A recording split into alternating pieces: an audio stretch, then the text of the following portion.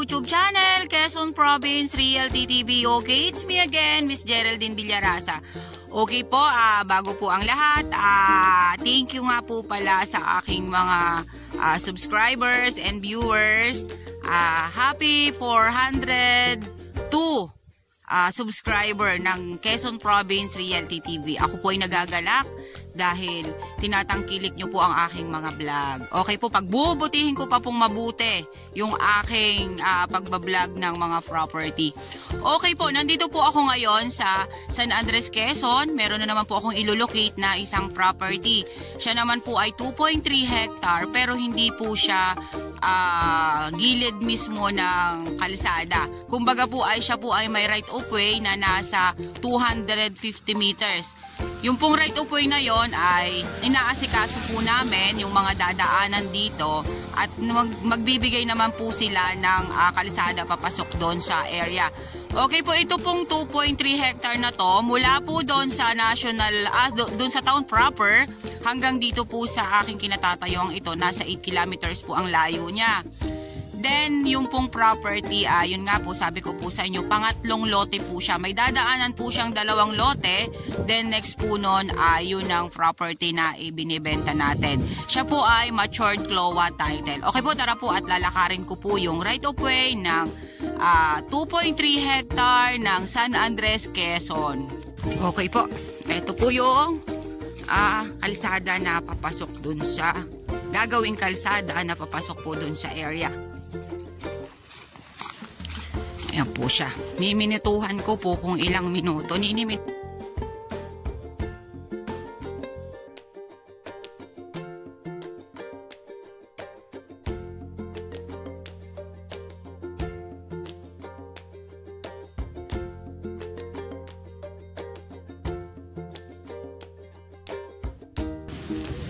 Okay guys, nandito na po ako sa area. Nilakad ko na po. Nasa 250 meters lang po yung layo niya. Ayan nga po, dinig ko pa po dito sa property, yung ugong ng mga sasakyan doon sa National Highway kanina na pinag-umpisahanan ko ng vlog. Okay po, ito na po ang 2.3 hectare ng San Andres, Quezon. Ayan po siya. Ayan po ang area. Yan pong palusong na yan, medyo po siya tumalibis ng konti lang dito sa part na to, pero yan po ay kasama yan pong mga nyug na yan. Then ang boundaries naman po niyan dun sa kabilang property ay may sapa po dun sa gitna. Ipapakita ko po sa inyo ang kabilang side. Ito po ay dagat mismo. Ayan. Overlooking po ang property. Pero yung pong side na yan, ito pong side na to, hindi na po yan kasama sa area natin na 2.3. Kasi ito pong nyug na to, yan po yung boundary ng kay engineer na area. Yung pong kay engineer ang kukuhanan po natin ng right of way papasok po dito sa 2.3 hectare. Tara po at pupuntahan pa po natin yung ibang side ng 2.3 hectare na to. Oy, katana! Makikita naman po natin, ayan ang mga nyog. Napakaliliit pa po niya, kumbaga po ay matagal nyo pa po siyang mapapakinabangan. Mga ilan pa ang nyog dito, Tutoy?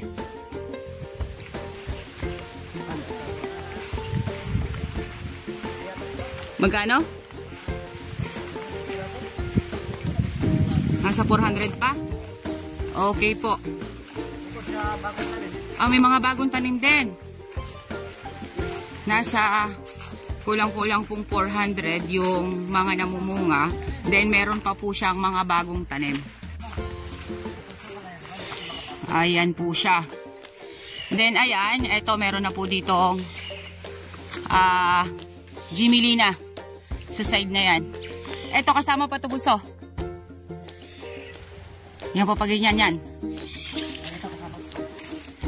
Okay, yan pong naiikutan na yan ng aking camera. Kasama pa po yan dun sa 2.3 hectare.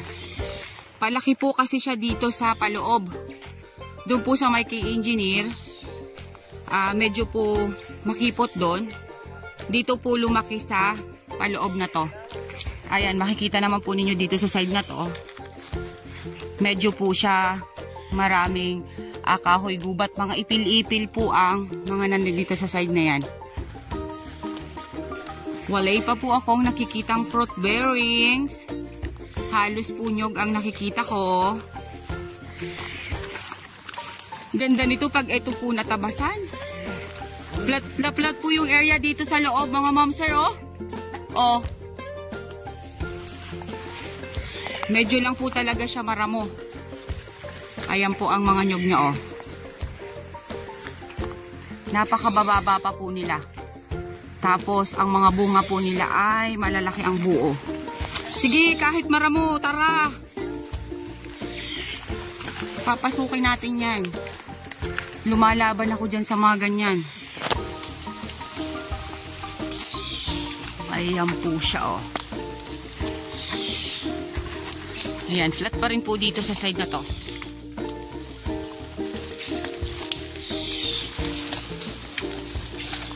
Yan po, ito pong side naman na to, medyo naman po siya tumalibis dito sa side na to. Pero mababa lang po siya. Ayan po ang mga nyug niya.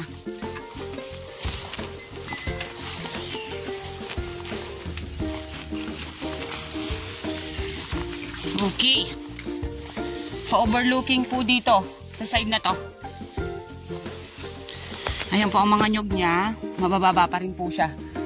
Ito pong side na to, kung matatanggal po itong mga nyug na to, malilinisan to. Kitang-kita po yung dagat dyan sa kabilang side na yan.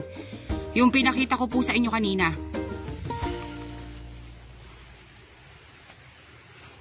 Ganda nito pag nalinisan. Kakaunti tutoy ang nyug tutoy, hindi ito magpo 400. Ayan po, medyo po nag-islant ng konti dyan sa side na yan. Tagalaga lang pong maramo.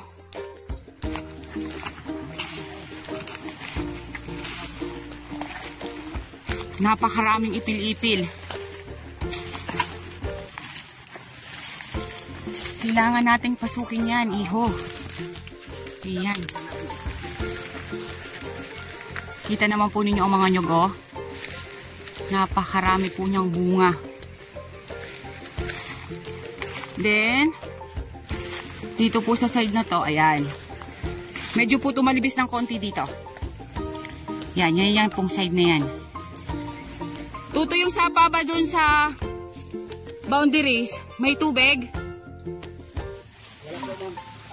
Okay. Sa ngayon pong tag-init ay wala pong tubig yung sapa dun sa boundaries. Ano po? Ayan, yan pong side na yan ay pantayin po yung side na yan. Talaga pong madamo lang po talaga siya.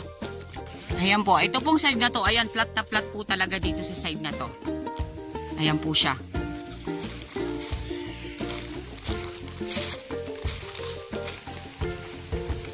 Ayan po, ito pa po yung kabilang side. Hindi ko po masyadong mapapasok yung area. Ano po, kasi sobra po talagang maramo. Yung pong binanggit ko kaninang nyog ay hindi po siya papalo ng nasa 400. Pero ayan po, may mga maliliit pa po dyan. May mga bagong tanim po dyan na halos ay mamumulaklak lang. Ano po? Ayan po siya, oh. Estimate ko po nito mga nasa 300 plus lang po ang mga nyog nito. Kasi dito po sa may bungad ko ay medyo po madalang ang nyog. Pero makikita naman po natin sa mga screen nyo na ang nyog po ay talagang matataba siya. Ibig pong sabihin ang lupa po dito ay mataba. Ito pong kinatatayuan kong to, ayan, paisland po siya. Makikita nyo po ang ganda ng hugis ng lupa. Pag ito natabasan po, ang ganda po nito. Yun nga lang po, siya po ay inner lot. Sa right of way naman po, wala po tayong po problemahin kasi kay engineer po yung papasukan natin. Then, hindi naman po mahirap kausap si engineer. Ayan po ang area pa. Dito po, ayan, medyo din po dito tumalibis ng konti.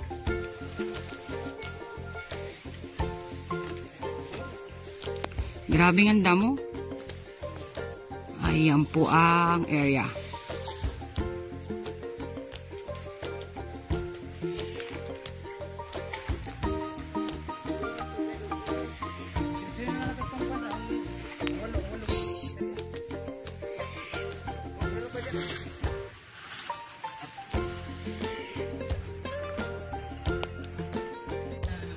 Okay po, yan pa rin po ang mga nyog dito sa 2.3 hectare.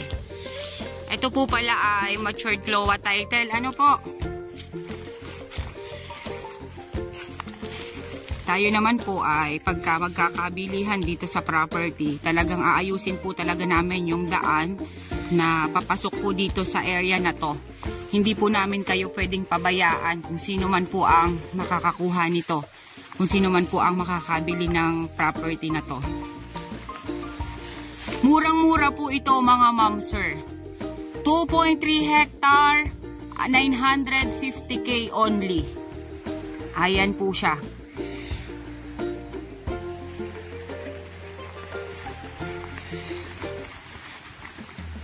Makikita naman po natin ito pag nirelocate. Kaya wala po tayong problema doon sa mga magiging pagitan. Kasi yun nga po, yung sa unahan po na property ay kay engineer yun. Doon po tayo kukuha ng right of way. Then yun nga po, doon po sa may banda niya, nandun po yung overlooking natin, nakitang-kita po yung dagat ng San Andres, Quezon. Pwede po doon magtayo ng bahay. Pwede din naman po dito sa pinuntahan ko, doon po sa pinasukan ko kanina na medyo pa overlooking, tanggalin lang po yung mga dahon ng nyog or yung nyog doon na isang peraso putulin, kitang-kita nyo na po ang dagat. Ayan po. Okay guys, sabihin nyo na po ang property namin. Dito po ito sa San Andres, Quezon. Mula po sa town proper hanggang dito po sa property ay nasa 8 kilometers siya. 2.3 hectare, matured CLOA title. Buhay po ang nasa titulo. Then, siya po ay may right of way na nasa 250 meters. Then, ang nyug niya po ay nasa 300 na lang. Then, yung pong kalagayan ng lupa, meron po siyang flat, meron po siyang medyo pa slope. May pa-overlooking nga po siya. Doon, kitang-kita po ang dagat. Then, 950k ang seller price po nito. Okay po, once again po ako po ulit ang inyong site locator, si Miss Geraldine Villarasa. Muli po akong maglalambing. Pa-like and share po ng aking mga vlog. And pa-subscribe na rin po ng aking YouTube channel, Quezon Province Realty TV. Okay po, thank you po for watching.